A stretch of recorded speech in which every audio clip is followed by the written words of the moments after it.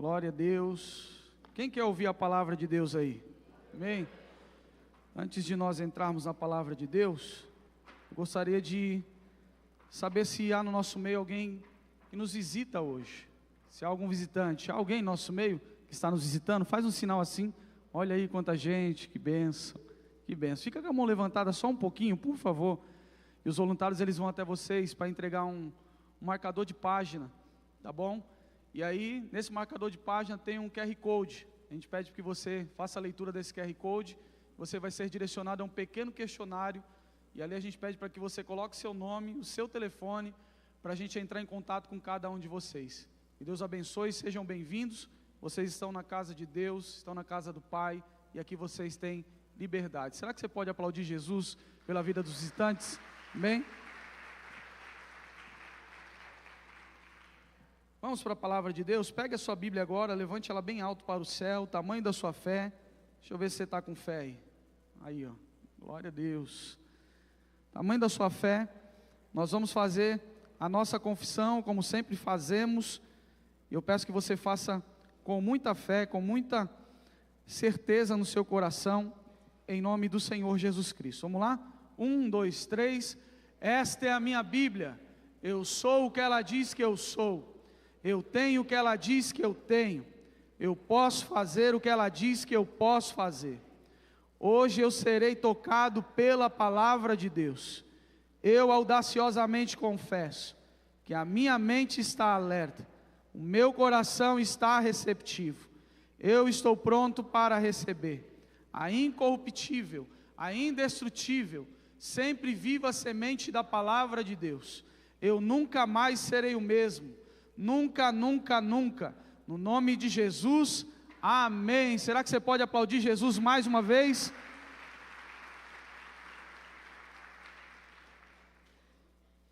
Livro de Gênesis, capítulo 1, primeiro livro da Bíblia, versículo 1 até o versículo de número 3. Nós estaremos fazendo a leitura no livro de Gênesis, capítulo 1, versículo 1, até o versículo de número 3, e o tema dessa ministração é o Deus dos processos. Amém, queridos? O Deus dos processos. Gênesis 1 diz assim: no princípio Deus criou os céus e a terra. Era a terra sem forma e vazia. Trevas cobriam a face do abismo, e o Espírito de Deus se movia sobre a face das águas. E disse Deus: haja luz, e houve luz. Você pode dar glória a Deus por isso? Amém? Glória a Deus. Queridos, o livro de Gênesis é muito interessante, porque ele narra a história do começo. Como tudo foi criado, como Deus criou todas as coisas através da sua palavra. A gente vê Deus agindo de forma maravilhosa. Então esse livro, ele trata da criação de um modo detalhado, de um modo bíblico. A gente vê aqui Deus fazendo grandes coisas.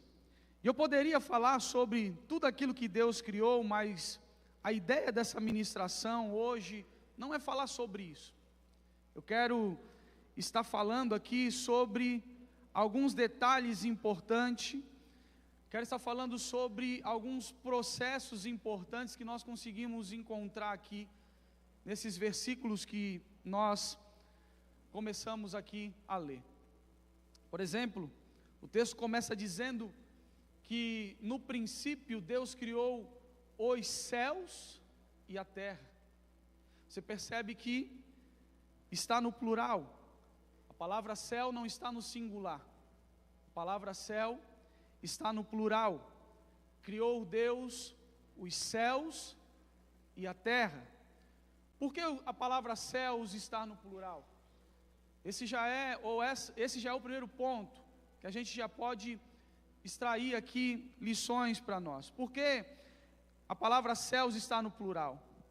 Porque aqui Deus não está criando apenas o céu astrofísico que nós conhecemos, que nós vemos, essa camada azul, que a gente olha para o céu e que parece que limita, e a gente acha que só existe isso aqui. Não, Deus, Ele não está falando aqui somente desse céu astrofísico, não, que nós conseguimos ver com os nossos olhos. Deus está criando esse céu que você enxerga, esse paredão azul que você enxerga, mas Deus também está criando algo acima disso. Deus, Ele está criando algo que é acima desse mundo físico. Deus está criando algo que é acima do natural, que é o céu onde Ele vive, é o lugar onde Ele vive, é o lugar onde Ele habita. Então não existe somente isso aqui, é o lugar também onde Deus habita. Então Deus, Ele cria os céus e a terra, não somente esse lugar que nós conseguimos enxergar. Deus está criando dimensões espirituais. Deus está indo muito além daquilo que nós podemos compreender, porque o nosso Deus, Ele é, na verdade, muito além da nossa compreensão. Então Deus, Ele está falando de dimensões espirituais também.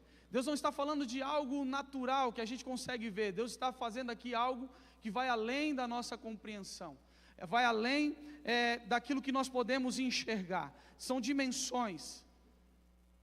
Deus está fazendo algo para que a gente possa também ver no físico, mas também Deus está criando algo espiritual, e a gente não pode desprezar isso. A gente não pode desprezar essa questão da espiritualidade, porque tudo foi Deus quem criou. Você pode dar glória a Deus por isso? Tanto o físico que você consegue enxergar, mas também o espiritual. E a gente precisa tomar cuidado, porque existem dois extremos nessa questão. Existem dois extremos que podem ser muito danosos na nossa vida, se a gente não tomar cuidado. Aqueles que espiritualizam demais, e quando eu falo que espiritualizam demais, eu estou dizendo que espiritualizam de forma errada, porque tudo é espiritual. Quem entende isso aqui? Em nome de Jesus. Tudo começa no reino do Espírito. Tudo começa no reino do Espírito de Deus. Tudo é espiritual. E quando eu digo que tem alguns que espiritualizam demais, é porque espiritualizam de forma errada. Espiritualizam da forma que não é certa. Uma vez, na congregação que eu fazia parte antigamente, uma pessoa que se denominava muito espiritual, ele subiu ao púlpito para falar sobre um testemunho sobre a vida dele. E ele falava que ele estava indo na estrada, e aí ele orava para que Deus cegasse os policiais, porque a documentação dele estava irregular. Essa era a oração dele: Deus, cega os policiais para que eles não me peguem aqui. Esse foi o testemunho dele, uma vez, quando deram oportunidade para ele falar, espiritualizando de forma errada. Isso é espiritualizar de forma errada. Qual era mais fácil? Será que o mais fácil não seria resolver a sua pendência, do que ficar querendo espiritualizar todas as coisas? Não, cega, faz desse jeito, e está fazendo de forma errada. Então, espiritualizar demais é espiritualizar de forma errada. A pessoa está irregular e ela está orando para que Deus venha fazer algo. Mas existe um outro lado, que tem pessoas que espiritualizam demais, e tem aqueles também que espiritualizam de menos, querem espiritualizar de menos, ou ignorar o mundo espiritual. Eu disse para vocês que Deus, Ele criou todas as coisas, inclusive os céus e a terra. É Deus quem criou todas as coisas. Mas uma outra coisa importante a se falar é que existem pessoas também que ignoram essa questão espiritual. Olhe para o seu irmão e diga para ele assim: nós não podemos ignorar o mundo espiritual. Nós não podemos ignorar o mundo espiritual, porque tanto o mundo físico como o mundo espiritual foi Deus quem criou. Você crê nisso? Em nome de Jesus? Então, de certa forma, muitas vezes, por falta de conhecimento, algumas pessoas ignoram o mundo espiritual. Por falta de conhecimento bíblico, algumas pessoas ignoram que exista um mundo espiritual. Isso até é tolerável, mas uma vez que a gente recebeu o acesso à revelação de Deus, nós não podemos ignorar que existe um mundo espiritual, que existe algo que o Senhor criou. Ignorar isso é cair num grande erro. O mundo espiritual é real e nós precisamos entender isso. Para alguns, o mundo espiritual é algo assustador. Tem gente que fica com medo só da gente falar, mas saiba que quem criou o mundo espiritual é o mesmo que te criou, é o mesmo Deus. Quem fez o mundo espiritual é o mesmo também que pode te guiar diante das batalhas espirituais que você serve, que você passa. É o único também que pode te guiar diante dessas questões, é o mesmo que te criou. É aquele que criou o mundo espiritual, é o mesmo que te criou e que vai te guiar diante das batalhas espirituais. Eu conheço pessoas que talvez, eu conheço na verdade pessoas que só do fato de a gente estar falando aqui, já está com medo, já está dizendo assim no seu coração, já está pensando: pastor, eu não vou nem dormir hoje. Tem gente que, eu conheço pessoas que tem medo de demônio, irmão. Tem medo de demônio, irmão. Quem serve ao Senhor Jesus não tem medo de demônio, porque o Deus que criou todas as coisas é o Deus que vai te guiar, é o Deus que vai expulsar, é o Deus que é maior do que o diabo, é o Deus que está na sua vida. Então a gente não precisa, não precisa ter medo, não precisa ter medo dessa questão, Enquanto eu estou falando aqui, existem pessoas que talvez estejam pensando assim: essa questão aí que o pastor está falando é muito complicada, é muito complexa, mas eu quero liberar essa palavra para que você descanse o seu coração, em nome de Jesus. Esse Deus que você adora é o mesmo Deus que todo o céu, toda a terra e tudo aquilo que está debaixo da terra tem que se dobrar e reconhecer que Ele é o Senhor. Tudo tem que se dobrar e reconhecer que Ele é o Senhor. Então você não precisa ter medo de demônio, você não precisa ter medo do inferno, do diabo, não precisa ter medo. Ninguém que exista é maior do que o Senhor, ninguém que exista, ninguém do que foi criado é maior do que o Senhor, ninguém é maior do que o Senhor Jesus Cristo. Irmão, entenda uma coisa: Satanás só pode te tocar se Deus permitir. Quem está entendendo isso aqui? Satanás só pode tocar se Deus permitir. A gente vê o caso de Jó, está muito claro que Satanás só tocou na vida de Jó porque o Senhor permitiu. Satanás tocou na vida de Jó porque Deus permitiu que ele chegasse até algum ponto, até algum limite. E geralmente isso é por um propósito, para Deus te ensinar algo. Você pode dar aleluia nessa noite, em nome de Jesus?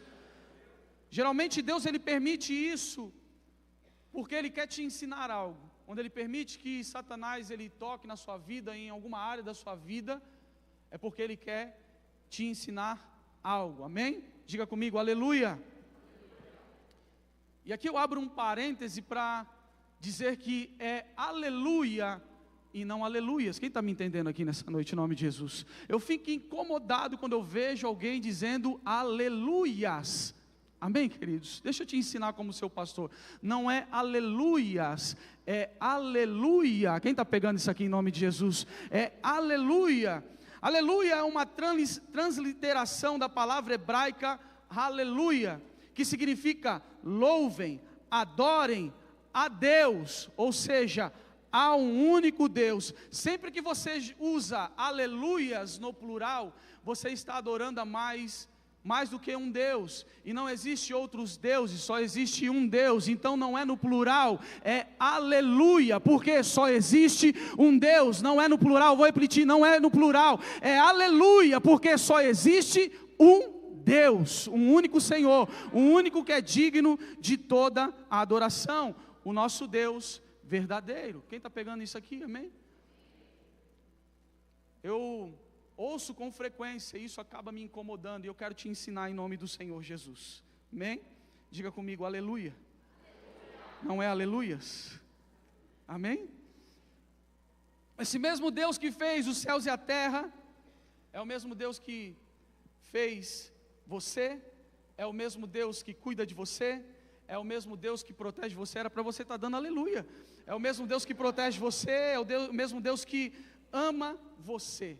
Esse Deus, o Deus Todo-Poderoso. Agora, eu quero que você redobre a sua atenção, porque eu não quero sair desse raciocínio que Deus me deu. Eu não quero ir para um outro lugar. Preste atenção que no versículo de número 2 diz que a terra era sem forma e vazia. A terra era sem forma e vazia. E essa expressão, sem forma e vazia, é basicamente o seguinte: é como alguém tivesse pedido para Moisés, porque quem escreveu o livro de Gênesis foi Moisés. Alguém tivesse pedido para Moisés descrever como é que foi o acontecimento da criação. E aí Moisés, ele começa a descrever. O escritor começa a descrever: olha, a terra era um verdadeiro caos. A terra era uma verdadeira bagunça. A terra estava desalinhada, era estranho.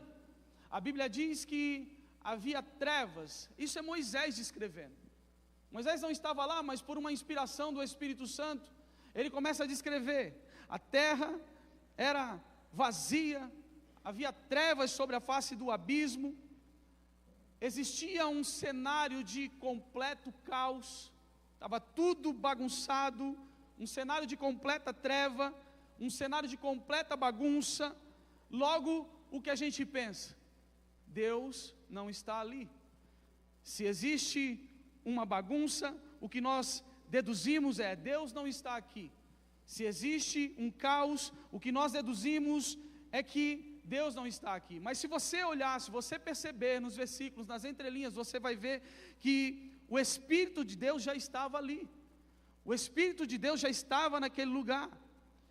Às vezes a gente fica pensando: Deus não está nesse cenário, não é possível, nesse cenário de bagunça, não é possível Deus estar nesse cenário. Mas quando a gente olha para a história, a gente vê que Deus está no cenário, até mesmo dentro desse cenário onde está tudo bagunçado, onde está o caos estabelecido, Deus, ele já está agindo nesse cenário. Você consegue compreender isso em nome de Jesus? Talvez você ainda não contemplou, você não enxergou, mas eu vim nessa noite dizer que Deus já está agindo nesse cenário, Deus já está agindo na história. E quando a gente consegue perceber isso, a gente já começa a mudar tudo na nossa concepção. A gente consegue enxergar que Deus, ele está agindo. A gente tem a ideia que Deus, ele só está no negócio quando a coisa está tudo certinho, quando está tudo, da melhor forma. A gente tem a percepção que Deus só entra na história quando está tudo arrumadinho. Não, Deus entra quando está tudo bagunçado também, e Ele faz arrumar toda essa bagunça. Deus, ele entra quando está tudo bagunçado também. Deus, ele está quando está tudo bagunçado também. A gente às vezes pensa que Deus só está presente quando está tudo arrumado. Não, Deus, ele também está no meio do caos. Deus também, ele arruma, ele faz essa questão, ele está no meio desse caos. Às vezes a gente pensa assim: Deus só está na minha vida se eu estiver dentro do contexto igreja. A gente pensa nisso. Não, querido, mas antes de você entrar na igreja, antes de você ler um versículo, antes de você saber quem era Jesus, Deus já estava te dando muitos livramentos, Deus já estava guardando a tua vida. O fato de você estar aqui é porque Deus tem um propósito na sua vida. O fato de nós estarmos aqui é porque Deus tem um propósito na nossa vida. Antes de você amar o Senhor, Ele já te amava. Antes de tudo, no início, Ele já estava lá. No início você já era amado por Ele. Quando a tua vida estava uma bagunça, você já era amado com Ele. Olha para o seu irmão e diga para ele assim: Deus não entrou na tua história agora. Fala para ele. Fala para ele assim: ó, Ele já está aí há muito tempo. Fala aí, fala para ele assim, ó, faz assim, ó. Deus não entrou na tua história agora, Ele já está aí há muito tempo. Ele já está na nossa história há muito tempo. E eu quero enfatizar nessa noite que não existe nenhuma história que Deus não possa mudar. Não existe nenhuma vida que Deus não possa transformar. Basta você se render a Ele. O problema é que muitas pessoas não acreditam nisso. O problema é que muitas pessoas são incrédulos, não conseguem acreditar nisso. Eu talvez esteja ministrando aqui para pessoas que não acreditam, que estejam pensando: eu acho legal tudo que o pastor Mário fala, eu acho legal tudo aquilo que os outros líderes, outros pastores sobem ali para falar, eu acho muito legal aquilo que eles falam, mas eles falam isso porque eles não conhecem a minha história. Talvez você esteja pensando isso. O pastor Mário fala tudo isso, é muito bonito esse discurso, mas se ele conhecesse a minha história. E basicamente o que você está dizendo é o seguinte, basicamente o que você está pensando é o seguinte: olha, eu até acredito, eu até creio no poder de Deus, mas a minha vida está uma bagunça tão grande que nem Deus pode dar jeito. Infelizmente existem pessoas que estão assim, elas estão dentro de um contexto de caos, de luta, que vem se arrastando há tantos anos, que ela chega ao ponto de achar, olha, eu acho que nem Deus pode dar jeito nessa situação. Muitas vezes você se encontra como o profeta Ezequiel, que estava diante do vale de ossos secos. E como é que estava o profeta Ezequiel diante do vale de ossos secos? Cheio de dúvidas, cheio de questionamentos.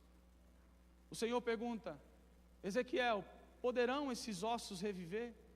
E Ezequiel, cheio de dúvidas, responde: Senhor, só Tu sabes, só o Senhor é quem sabe. Por que ele responde isso? Será que ele não acreditava no poder de Deus? Será que ele não acreditava que Deus poderia mudar aquela situação, que Deus, para Deus não existe impossível? Não. Ele simplesmente, devido a tudo que eles estavam vivendo, está cheio de dúvidas. E aí ele simplesmente está colocando para fora aquilo que está no seu coração. Senhor, Tu o sabes, Tu sabes. Eu conheço Deus, mas a situação é tão terrível que eu não sei o que vai ser. Só Tu sabes. Essa é a resposta que Ezequiel está dando. A situação está tão ruim que eu não sei o que vai acontecer daqui para frente. Está muito complicado. Eu não sei o que vai acontecer. Mas em Gênesis 1, não fala de uma casa que está em completo caos. Preste atenção nisso aqui. Gênesis 1 não fala de uma cidade que está em completo caos. Não, não é uma casa, não é uma pessoa, não é uma cidade, não é um país que está em completo caos. É toda a existência que está em completo caos. Toda a existência que está em completo caos. Toda a terra está em um completo caos. Tudo o que nós conhecemos hoje, tudo que você vê, estava em um completo caos. Até que, diga comigo, até que uma palavra foi emitida por Deus. Até que uma palavra sai da boca de Deus. Querido, a tua vida pode estar um completo caos. A tua existência pode estar um completo caos. Você chegou aqui, você está desesperado, você está desesperado, está sem esperança, você não consegue enxergar uma saída, mas Deus tem uma palavra para a sua vida, e a palavra de Deus conserta todo o caos. Eu quero liberar essa palavra sobre a sua vida nessa noite, em nome de Jesus. A palavra de Deus conserta todo o caos. Será que você recebe isso em nome de Jesus? Levante a sua mão. A palavra de Deus conserta todo o caos, seja qual for. A palavra de Deus conserta todo o caos. Olha para o seu irmão e diga assim para ele: a palavra de Deus, fala para ele, a palavra de Deus traz luz a qualquer escuridão. Diga para ele assim: a palavra de Deus traz ordem a tudo que esteja bagunçado. Você crê nessa verdade em nome de Jesus? Eu creio nessa verdade. Quando a palavra de Deus entra em ação, que as coisas começam a acontecer. Até então estava um caos, de repente Deus diz: haja luz, e houve luz. Algo que parecia sem forma, vazio, sem solução, finalmente ganha forma, porque é nesse momento que a palavra de Deus entra em cena. Deus não precisava usar a sua palavra, mas esse é o princípio que está estabelecido por Deus para a minha vida e para a sua vida. Deus poderia criar todas as coisas num piscar de olhos. Deus poderia criar todas as coisas sem ao menos falar nada. sem ao menos liberar uma palavra. Ele não precisava de uma palavra para criar todas as coisas. Ele é soberano, Ele é Senhor, Ele faz do jeito que Ele quer. Ele poderia simplesmente piscar e tudo que a gente vê acontecer numa fração de segundos, nascer, crescer, enfim. Mas Deus, Ele usa a palavra para que esse princípio fosse estabelecido sobre a nossa vida, porque o que traz vida é a palavra de Deus, o que traz transformação é a palavra de Deus. É nesse momento que Deus cria todas as coisas através da sua palavra, e é desse mesmo modo que eu quero profetizar sobre a sua vida. Eu vim como um profeta hoje profetizar sobre a sua vida em nome de Jesus. Que o caos que você vive, que a confusão que você vive, em nome de Jesus, Deus vai entrar com providência, em nome de Jesus. Você vai testemunhar, você vai falar daquilo que Deus, aleluia, fez na sua vida, em nome de Jesus. Eu profetizo isso sobre a sua vida, em nome do Senhor Jesus. Em nome do Senhor Jesus, Deus vai vir com providência, Deus vai entrar com solução, em nome de Jesus, e você vai testemunhar. Eu creio nisso, em nome de Jesus. Agora, deixa eu fazer uma pergunta para você. Quantos aqui acreditam que Deus poderia criar todas as coisas, inclusive a terra, em fração de segundos? Quem aqui acredita nisso? Amém. Todos nós acreditamos nisso. Deus, Ele tem poder para criar a terra, como eu disse, num piscar de olhos. Deus, Ele tem poder para criar as coisas sem ao menos liberar uma palavra. Agora deixa eu fazer uma outra pergunta para você que eu anotei aqui. Quantos aqui gostaria que Deus resolvesse toda a sua vida exatamente agora? Quantos aqui queriam? Deixa eu ver. Você está levantando a mão, né? Com certeza. Quantos aqui gostariam que Deus resolvesse a sua vida exatamente agora? Aquele problema lá, aquela dificuldade, agora.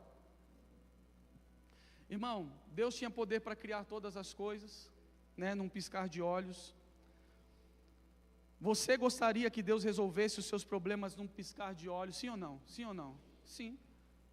E por que Deus não faz isso? Quem consegue me responder? Por que Deus não faz isso? Porque Deus trabalha através de processos. Aqui eu começo a pregar. Deus trabalha de um jeito especial. E sabe quem ensina a gente? É Gênesis 1. Deus, Ele foi criando as coisas, uma coisa de cada vez. Ele poderia criar tudo de uma vez, mas Ele foi criando uma coisa de cada vez. Uma coisa a cada dia, uma coisa a cada momento.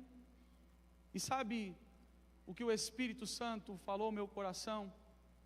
É que Deus, Ele trabalha exatamente assim, através de processo. Não significa dizer que Ele não é poderoso. Eu já provei para você, eu já falei que Deus é poderoso. Aliás, Ele é o Todo-Poderoso, amém? Deus é poderoso, Ele poderia resolver a sua vida num piscar de olhos, mas Deus não trabalha assim. Deus, Ele escolheu um modus operandi. Deus escolheu uma forma de trabalhar na minha vida e na sua vida, e Ele escolheu a trabalhar através dos processos. Pastor, explica para a gente, isso é bom ou isso é ruim? Êxodo 23, abra sua Bíblia, eu vou explicar para você. Êxodo 23, versículo de número 27. Mandarei adiante de vocês o meu terror, que porá em confusão todas as nações que vocês encontrarem. Farei que todos os seus inimigos virem as costas e fujam. Causarei pânico entre os heveus, os cananeus e os hititas, para expulsá-los diante de vocês. Não expulsarei-os num só ano. Preste atenção aqui. Não expulsarei eles num só ano, pois a terra se tornaria desolada e os animais selvagens multiplicaria, ameaçando vocês. Eu os expulsarei aos poucos, até que vocês sejam numerosos e suficiente para tomar posse da terra. O que Deus está dizendo aqui para Israel? O que Ele está dizendo aqui para o seu povo? Ele está dizendo: olha, eu tenho poder para fazer. Eu tenho poder para fazer vocês vencer todos os inimigos de vocês num só ano. Eu tenho poder para fazer vocês vencerem todos os inimigos de vocês, até mesmo em um mês. Isso é café pequeno para mim. Deus, Ele tem poder sim ou não? Deus, Ele tem poder sim ou não? Deus está dizendo, olha, eu tenho poder, mas se a terra ficar desértica, os animais vão se multiplicar. E aí Deus fala por quê? Ele vai dizer assim, olha, se a terra ficar deserta, os animais vão se multiplicar, e vocês terão dificuldade com os animais selvagens, e talvez os animais selvagens vão ser tão numerosos, que vão destruir vocês. Então o que Deus está fazendo? Deus está trabalhando através dos processos. Diga para o seu irmão, é gradativo, é processo. O que Deus está dizendo é assim, olha, eu não sei, e eu não sei, meu irmão, de verdade, eu não sei para quem é essa palavra nessa noite. O que Deus está dizendo para mim e para você é, a bênção que eu tenho para você, o projeto que eu tenho para você, pega isso no teu espírito em nome de Jesus, o propósito que eu tenho para você, aquilo que eu guardei para a sua vida, em nome de Jesus, eu poderia te dar na sua mão hoje, mas será que você tem estrutura para receber isso hoje? Será que nós temos estrutura para receber realmente essa bênção de uma vez? Então é por isso que Deus está falando, olha, eu preciso trabalhar através de processos na sua vida. Se eu tirar os heveus, os hititas, os cananeus, seja quem for, os ebuseu, cananeus, seja quem for, de uma vez só, as feras do campo, elas podem se levantar com muita força sobre a vida de vocês. Então, Deus, Ele trabalha através de processo. E muitas vezes o que mais nos atrapalha na minha vida, na sua vida, é entender o trabalhar de Deus. É entender a forma que Deus trabalha na nossa vida. Muitas vezes o que nos atrapalha é a nossa pressa. A nossa pressa, porque nós queremos tudo para ontem.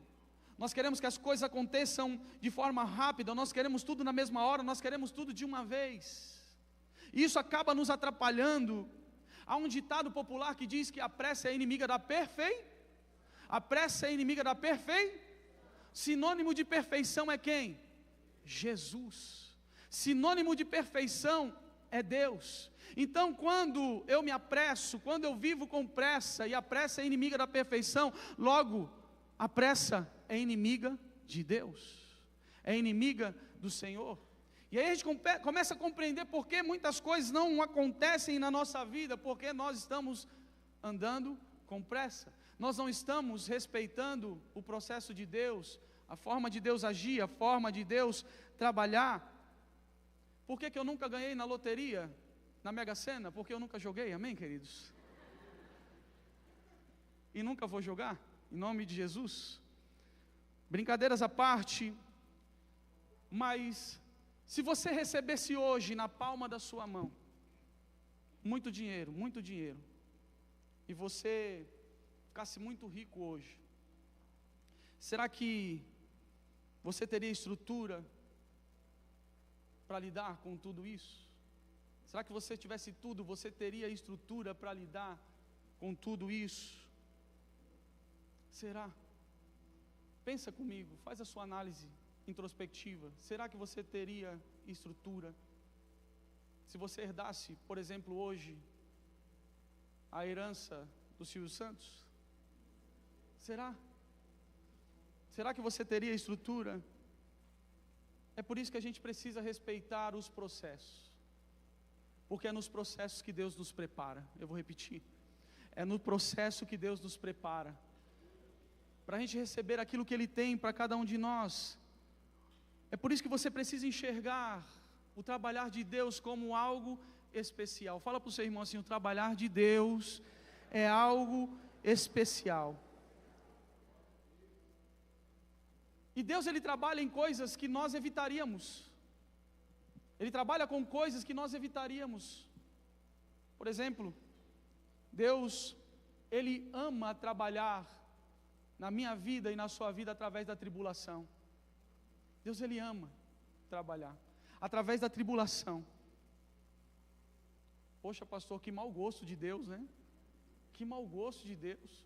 Será que Deus não tinha uma outra forma de trabalhar? Deus não poderia trabalhar de um outro jeito na nossa vida? Deus poderia trabalhar de um outro jeito na nossa vida, sim ou não? Sim. Mas a maneira que Deus ele gosta de trabalhar na minha vida e na sua vida também é através da tribulação. Por quê? Porque Ele sabe o que é melhor para nós. Porque muitas vezes a tribulação, guarde isso no seu coração, a tribulação é algo que a gente quer evitar a todo custo, mas é através da tribulação que a gente vai ver coisas que a gente vai aprender coisas que a gente nunca aprenderíamos fora da tribulação. É por isso que Deus usa a tribulação. Pastor, não tem como fugir? Quem eu pago para fugir da tribulação?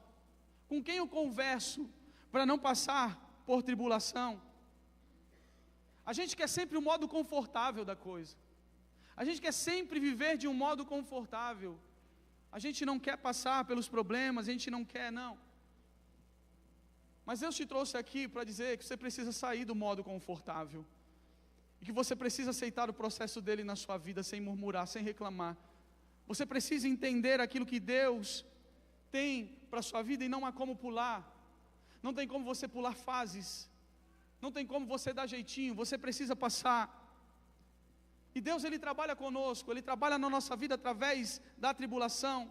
Por quê? Porque como eu disse, a tribulação ela gera coisas na nossa vida que outros cenários não conseguem gerar.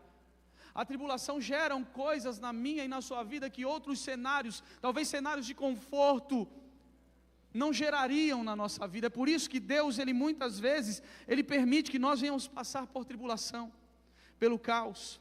Eclesiastes 7:2 diz assim, Salomão dizendo: é melhor ir à casa onde há luto do que uma casa em festa, pois a morte é o destino de todo, os vivos devem levar isso a sério. Olha o que Salomão está dizendo: é melhor ir a um funeral, é melhor ir a um enterro, do que ir numa casa de festa, onde há festa. Imagine um sábio, já pensou um sábio virar para você e dizer: olha, é melhor você ir para um funeral do que uma festa? Você perguntaria para ele, ou não, não sei qual seria a sua reação. Mas talvez se eu não tivesse o entendimento que eu tenho hoje, eu perguntaria para Salomão: que loucura é essa? De você dizer que é melhor ir para um enterro, um velório, do que ir para uma casa onde há festa, onde nós nos alegramos, onde nós ali cantamos. É porque Salomão está dizendo aqui que é melhor ir para um lugar onde há luto, porque no lugar onde há luto, você consegue refletir.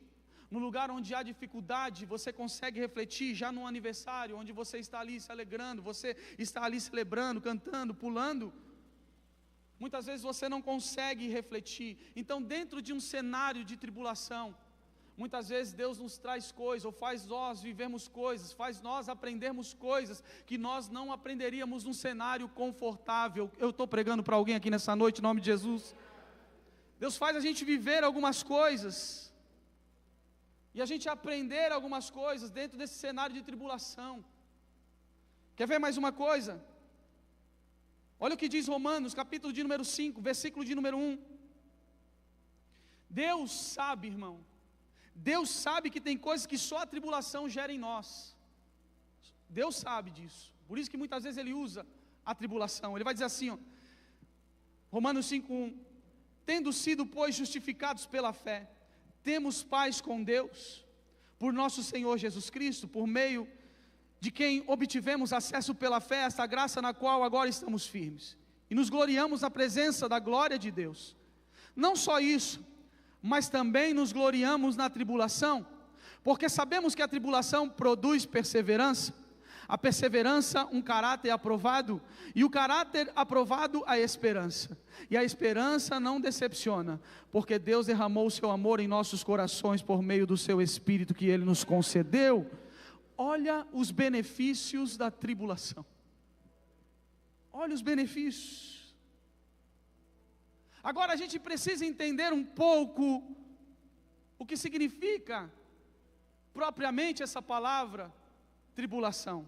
A palavra tribulação vem do latim, que significa tribulum. Ela é apresentada, escrita no grego, mas a origem dela é do latim, que significa tribulum. E o que significa tribulum, pastor? Tríbulo era um instrumento agrícola. Tríbulo era uma prancha de madeira, cheia de pregos, que eles usavam ali para cuidar do trigo, separar o trigo da palha. Eles usavam o tríbulo para cultivar o trigo. Então eles pegavam essa prancha de madeira. Eu fui estudar sobre isso e eu fiz as anotações. Eles pegam essa prancha de madeira cheia de pregos, eles passam na plantação de trigo. Eles vêm passando pela plantação de trigo. E quando era passado o tríbulo na plantação de trigo, esse aparelho separava a semente da palha. Esse aparelho, ele separava literalmente a semente da palha. O que isso quer dizer, pastor Mário? Isso quer dizer que a tribulação me ensina e te ensina aquilo que é precioso, você deve guardar. Quem está pegando isso aqui? O trigo é precioso, você deve guardar. Então o que isso está nos ensinando é o seguinte: aquilo que é precioso, eu guardo. Aquilo que é palha, eu jogo fora. Quem está pegando isso aqui em nome de Jesus? Aquilo que é precioso, eu guardo. Então é no meio da tribulação que eu aprendo que aquilo que é precioso, eu guardo. E aquilo que não tem serventia, aquilo que é palha, aquilo que não serve, eu descarto, porque não tem serventia nenhuma para a minha vida. É isso que a tribulação faz. A tribulação faz você enxergar as coisas de uma maneira diferente. A tribulação faz você descartar da sua vida as obras fúteis, inúteis, que não têm valor, e passar a enxergar aquilo que tem valor. É na tribulação que a gente tem essa oportunidade de reorganizar, reordenar a nossa vida. É na tribulação. É na tribulação que a gente vai viver algumas coisas que a gente não viveria, como eu disse.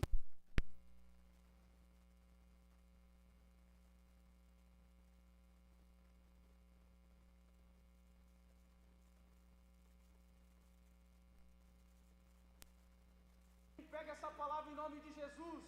Eu profetizo isso sobre a sua vida. Digamos que você seja bem rico, a ponto de você entrar num restaurante e você nem olhar para o preço que está lá no cardápio. Quem pega isso aqui em nome de Jesus? Digamos que você seja tão rico a ponto de você querer viajar e você nem se importar com o preço da passagem. Quem pega isso aqui em nome de Jesus?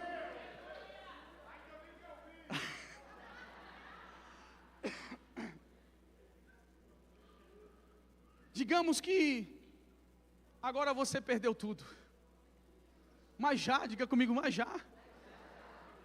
Deus me deu, Deus tomou, né? Imagina que você perdeu tudo. Imagina que agora a sua vida está uma crise financeira. É na crise financeira que você vai ter que reorganizar. Sim ou não? É na crise financeira que você vai ter que tirar algumas coisas. É na tribulação, irmão. Quando está tudo muito bom, a gente nem pensa nisso. Mas quando vem a crise financeira, e o exemplo que eu estou dando é esse, você vai precisar reorganizar. Você vai precisar enxugar. Você vai precisar, talvez, cortar a Netflix para pagar a conta de luz.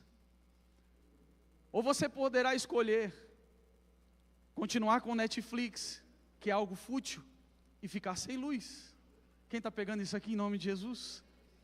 O que eu estou tentando dizer é que nos momentos de dificuldade, nos momentos de tribulação, que a gente começa a pensar, a gente começa a organizar a nossa vida, a tribulação faz com que eu e você venhamos separar o que é semente do que é palha, do que é precioso, do que não serve, o que é importante e o que não é importante. Por isso, não murmure, aceite o processo de Deus na sua vida. Não murmure, em nome de Jesus, Sabe qual é o nosso problema? O nosso problema é que a gente fica tão ansioso para sair da tribulação, que a gente não aprende nada com ela. A gente fica tão ansioso para sair do problema, da dificuldade, que a gente não aprende nada. Tem gente que não aprendeu nada até hoje, em relação à tribulação, em relação aos problemas. Eu ouvi a vez de uma pessoa, que a pior coisa na vida do crente é a tribulação. Eu ouvi isso de uma pessoa: a pior coisa na vida do crente é uma tribulação. Isso ficou martelando na minha cabeça. Eu falei, não pode ser. Então o que tem a ver Romanos 5, que eu li para vocês? A tribulação gera isso, gera aquilo outro. Isso ficou martelando na minha cabeça. Irmão, sabe, na verdade, o que é pior na vida de um crente?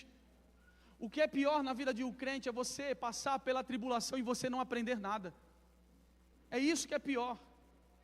O pior na vida do crente não é a tribulação, porque a tribulação vai gerar esperança, enfim, tudo aquilo que a gente leu. O pior na vida de um cristão é passar por tribulação, passar por dificuldade, passar pelo caos e não aprender nada. Não aprender nada. Querido, nós precisamos parar de vitimismo. Chega de vitimismo. Nós precisamos aceitar o processo de Deus. Queridos, não é o pastor Mário quem está dizendo, mas é a própria palavra do Senhor Jesus Cristo. Chega de se vitimizar. Jesus Cristo, Ele pregou para os seus discípulos, dizendo: olha, no mundo vocês terão aflição. Foi Jesus quem falou, não foi o pastor Mário, foi Jesus. No mundo vocês terão aflições, mas tem de bom ânimo, porque eu venci, e vocês também podem vencer, em nome de Jesus. Tem de bom ânimo, tem de bom ânimo. O que Jesus está dizendo, pastor Mário? Jesus está dizendo assim: olha, vai ter perrengue, mas eu vou estar no meio do perrengue com você. Vai ter perrengue, mas eu vou te ensinar no meio do perrengue, no meio da dificuldade. É isso que Jesus está dizendo: olha, vai ter perrengue, vai ter caos em alguns momentos, mas é nesse momento que você vai receber uma graça tão poderosa sobre a sua vida, que você nunca imaginou receber. É nesse momento de dificuldade, como Paulo que dizia: Deus, tira de mim esse espinho da minha carne. É nesse momento que Deus vem com a sua graça, dizendo: Paulo, a minha graça te basta, porque o meu poder se aperfeiçoa na sua fraqueza. É nesse momento, é nesse momento que a gente vai dizer, como Paulo disse em Romanos capítulo de número 8, versículo de número 18, porque para mim tenho que por certo, que os sofrimentos do tempo presente não podem ser comparados com a glória de ser revelada em nós. É no momento de tribulação. Irmão, deixa eu falar uma verdade para você.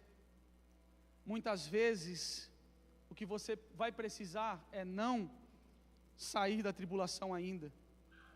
O que você vai precisar é aprender com ela. É aprender com tudo isso que você está vivendo. Em Gênesis 1, 31,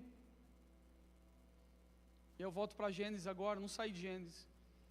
A gente vê aqui que tudo que Deus fez, o versículo de número 31 diz isso. Falei dos processos, agora Jesus está concluindo. Eu profetizo que uma hora isso vai ser concluído na sua vida, em nome de Jesus. Tudo foi concluído do jeito de Deus. E Ele diz no versículo de número 31, e Deus viu que tudo do que foi feito, tudo que havia feito era bom. Passaram-se a tarde, a manhã, e esse dia foi o sexto dia. Primeiro dia Deus fez isso, segundo dia Deus fez aquilo, terceiro, quarto, quinto, e assim por diante. Deus, Ele vem fazendo por partes. partes que muitas vezes parecem não se encaixar na minha e na sua mente, porque muitas vezes o trabalhar de Deus é assim, muitas vezes não vai encaixar, muitas vezes você não vai entender, e não é porque você é pouco espiritual ou mais espiritual, tem hora que você não vai entender, amém, querido? Uma vez uma pessoa chegou para mim, toda animada: pastor, eu sonhei isso e aquilo, eu sonhei isso, aquilo outro, o que o senhor acha? Eu falei: não acho nada, não sei. Porque tem hora que a gente não vai saber, a gente não tem resposta para tudo, irmão. Tem gente que acha que tem que ter resposta para tudo. A pessoa veio toda animada e eu dei aquele banho de água gelada. Eu sonhei com isso, que acontecia aquilo outro.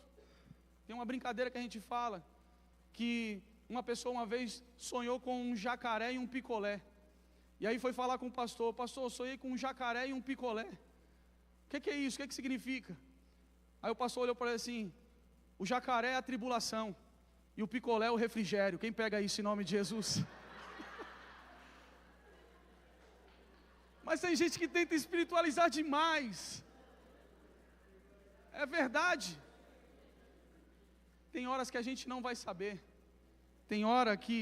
E não tenta ser o super espiritual. Até aqueles que são referência para você de espiritualidade, até aqueles que são referência para você de espiritualidade, tem hora que não vai saber, tem hora que não vai entender, tem hora que não vai entender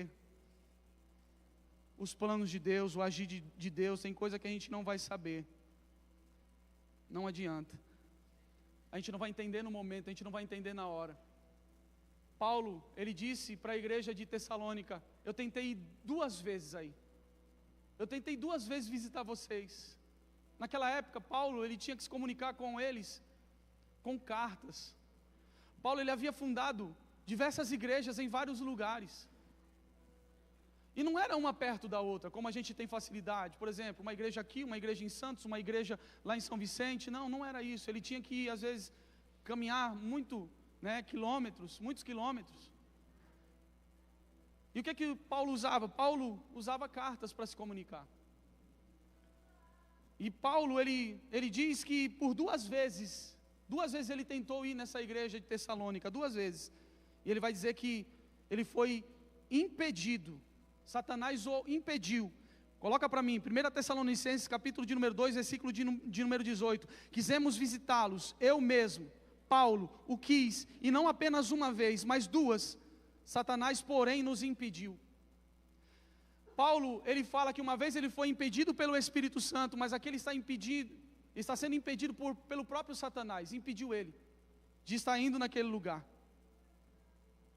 E aí quando você olha, você vai pensar assim: Paulo perdeu a batalha. Paulo perdeu. A gente não entende os processos. Paulo perdeu a batalha. Se Paulo perdeu, imagina eu que sou um orelha seca. Imagina. A gente pensa assim: Paulo, apóstolo dos apóstolos, perdeu a batalha para Satanás. Satanás impediu, ele não conseguiu ir. Aí o que Paulo vai fazer? Paulo, ele escreve uma carta. Se Paulo tivesse ido à igreja de Tessalônica, o que a igreja ia desfrutar era de uma mentoria para eles ali apenas. Mas quando Paulo, ele escreve uma carta, quando Paulo escreve uma carta circular e chega até Tessalônica, ela não alcança apenas uma igreja. Quem está pegando isso aqui em nome de Jesus? Ela não alcança apenas uma igreja, ela alcança centenas, ela alcança 1000, ela alcança milhões, ela alcança bilhões de pessoas. Sabe por quê? Porque o que Deus faz é infinitamente mais daquilo que você pensa e daquilo que você imagina. Às vezes a gente está achando que a gente está perdendo, mas na verdade a gente está ganhando em nome de Jesus. A gente pensa às vezes no processo que a gente está perdendo, mas na verdade Deus está fazendo muito mais daquilo que você pensa e daquilo que você imagina. Então se renda ao processo de Deus. Às vezes a gente acha que é derrota. A gente acha que é derrota. Mas Deus está fazendo. Naquela época Paulo não tinha telefone, não tinha WhatsApp, não tinha nada disso. Mas ele tinha mão, ele tinha caneta, ele tinha papel e ele escreve. E muitas pessoas foram impactadas, e não só as pessoas que estavam ali. Eu e você também somos impactados por aquilo que Paulo escreveu. Então não reclame dos processos. Eu estou perdendo, isso aqui está... Não, Deus está agindo, Deus já está na sua vida há muito tempo. E eu vim aqui te lembrar disso, Deus já está na sua vida há muito tempo. Aquilo que parece que é derrota na sua vida, não significa que acabou. Significa que Deus está fazendo infinitamente mais daquilo que você pensa e daquilo que você imagina. O ministério de louvor já pode vir para cá em nome de Jesus. O que acontece é que a gente muitas vezes não percebe. E pelo fato de a gente não perceber, não sentir, a gente acha que Deus perdeu o controle de tudo. E isso aqui não é jargão de pregador. Chacoalhe alguém do seu lado e diga para ele assim: Deus não perdeu o controle de tudo. Deus continua no controle. Deus continua agindo através dos processos. Ele foi criando uma coisa aqui, uma coisa ali, uma coisa num dia, outra coisa no outro dia. E quando ele olhou, o resultado foi: é tudo muito bom. E eu declaro isso sobre a sua vida em nome de Jesus. O momento em que Deus vai olhar e dizer: está tudo muito bom. Ele está do jeito que eu quero, ela está do jeito que eu quero agora, ele está do jeito que eu quero para eu usar ele, para eu usar ela. É desse jeito agora, em nome de Jesus. É isso que Deus vai fazer. Eu declaro isso sobre a sua vida em nome de Jesus. Deus está trabalhando através dos processos sobre a sua vida. Em nome de Jesus. Se coloque de pé, eu quero orar por você.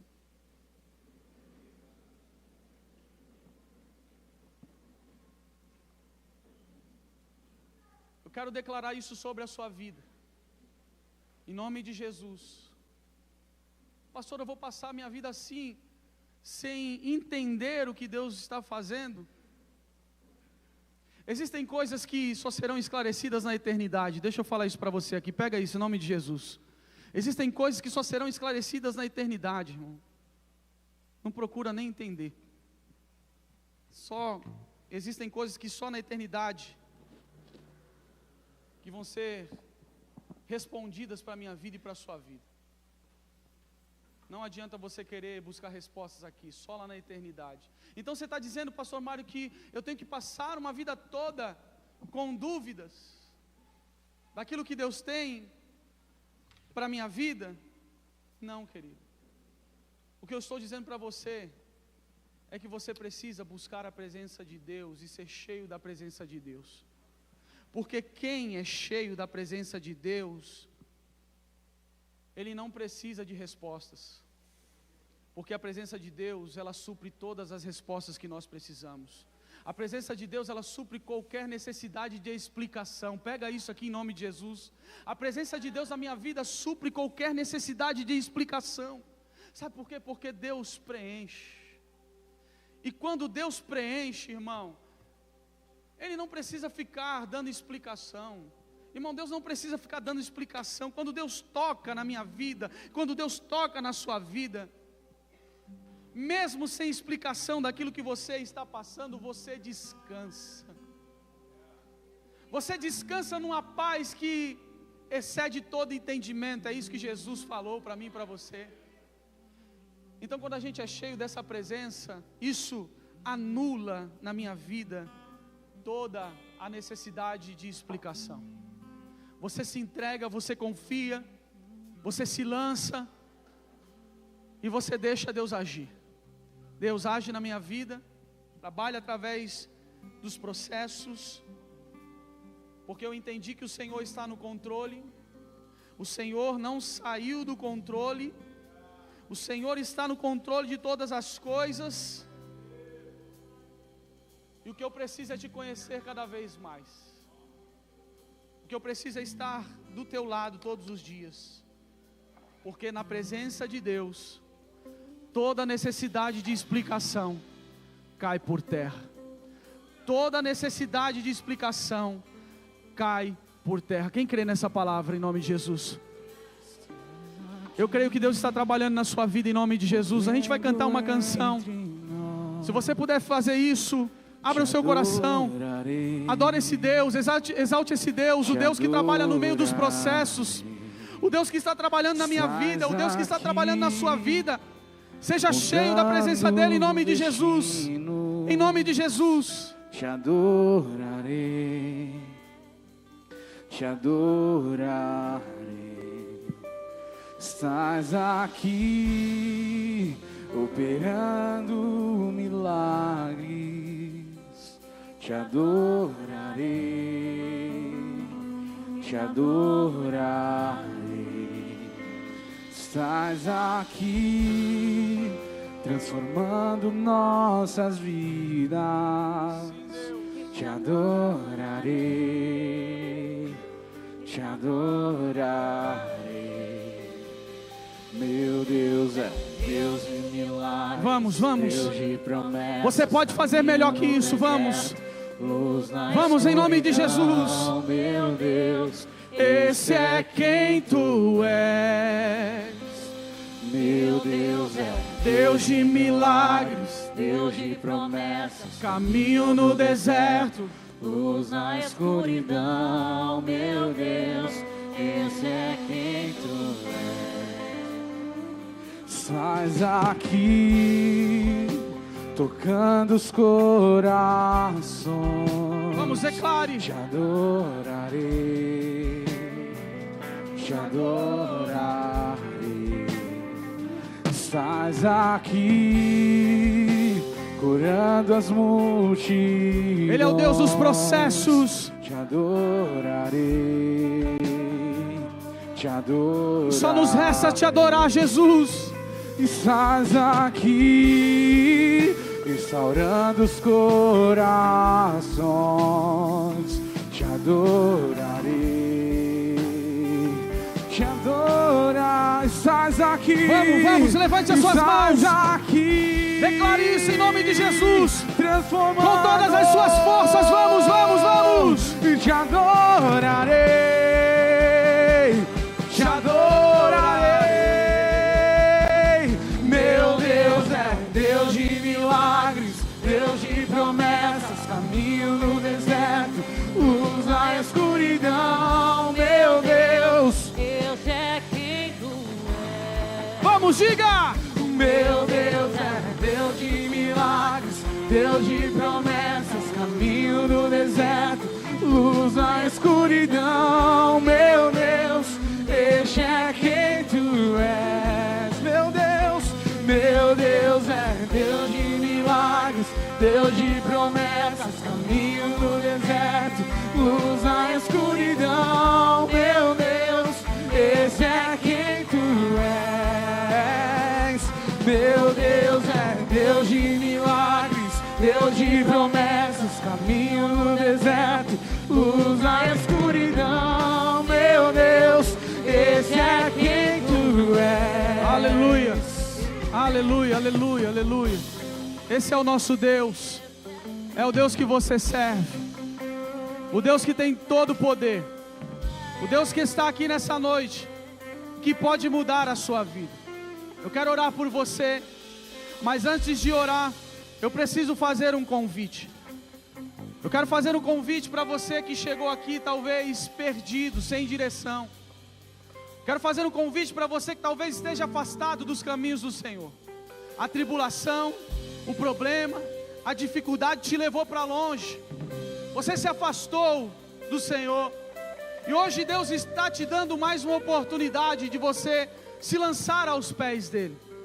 Você tem a oportunidade de sair daqui não da maneira que você entrou, mas de uma forma totalmente diferente. Por isso eu quero orar por você nessa noite. Coloque a mão no seu coração em nome de Jesus.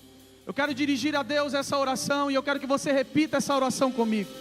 Diga: Senhor Jesus, eu te aceito como meu único e suficiente Salvador. Diga: Senhor Jesus, perdoe os meus pecados, escreve o meu nome no livro da vida.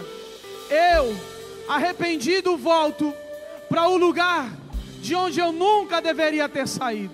Diga: Pai, me ajuda, me fortalece, me guarda, quebra as cadeias, em nome de Jesus. Pai, segura nas minhas mãos, porque se o Senhor segurar nas minhas mãos, o Senhor vai me sustentar. É o que eu te peço em nome de Jesus, amém. Se você fez essa oração pela primeira, segunda vez, não importa, você deseja se entregar ao Senhor Jesus Cristo, viver um novo começo, uma nova vida, levanta a sua mão, quero te conhecer. Você que deseja viver um novo começo, isso, fica com a mão levantada assim, isso. Você que levantou a mão, sai do seu lugar e vem aqui à frente, eu quero orar por você agora. Sai do seu lugar, isso. Você que levantou a mão, não tenha medo, não tenha vergonha, sai, vem correndo. Jesus tem um novo começo para você. Jesus tem uma nova história para você. Jesus tem uma nova vida para você. Isso, vem correndo, o Pai te chama. Vem para cá, isso, vem para cá. Jesus está te chamando, o Pai está te chamando, vem, Ele está de braços abertos, Ele tem um novo começo, Ele tem uma nova vida. Sai do seu lugar e vem correndo. Você que levantou a mão, vem, Jesus está te chamando, Jesus está te chamando. Aonde está você? Aonde está você? Jesus te chama nessa noite. Jesus te chama nessa noite. Jesus te chama nessa noite. Aonde está você? Sai do seu lugar e vem correndo. Eu não tenho mais tempo, as horas já foram, mas eu espero você. Isso, vem, já está vindo mais uma vida ali para Jesus. Vem, Ele tem um novo começo para você, uma nova história para você. Ele é o Deus do recomeço. Ele é o Deus do recomeço. Ele é o Deus do recomeço. Aleluia. Aleluia. Eu gostaria que a igreja estendesse as mãos para cá. Nós vamos apresentar essas vidas ao Senhor. Senhor Jesus, nós te glorificamos.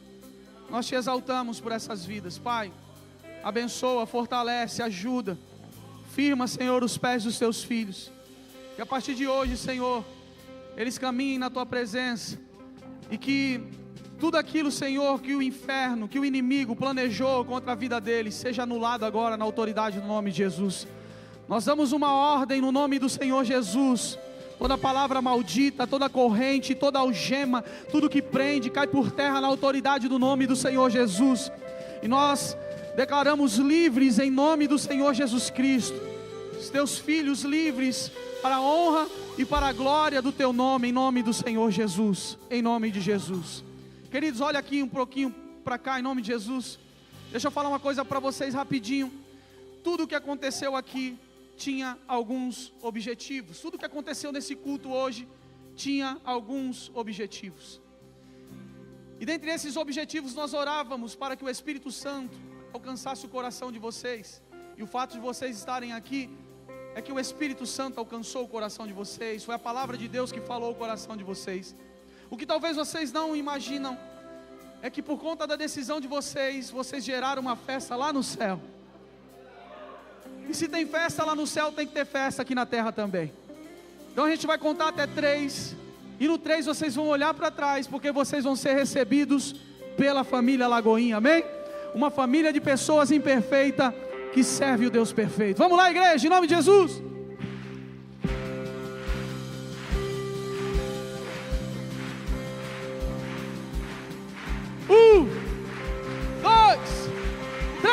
Seja bem-vindo à sua nova família.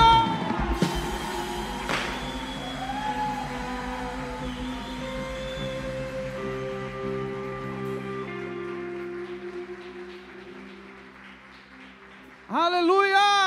Aplauda o Senhor Jesus mais uma vez. Teu nome Aleluia! É o maior. Adore o nome de Jesus. Teu nome é sobre todos. Pai, obrigado por esse culto. Leva os teus filhos em paz, em segurança, livra de todo mal. Em nome de Jesus. Amém. Aplauda Jesus. Teu nome é sobre todos. E o teu nome é o mais alto. Teu nome é o maior. Teu nome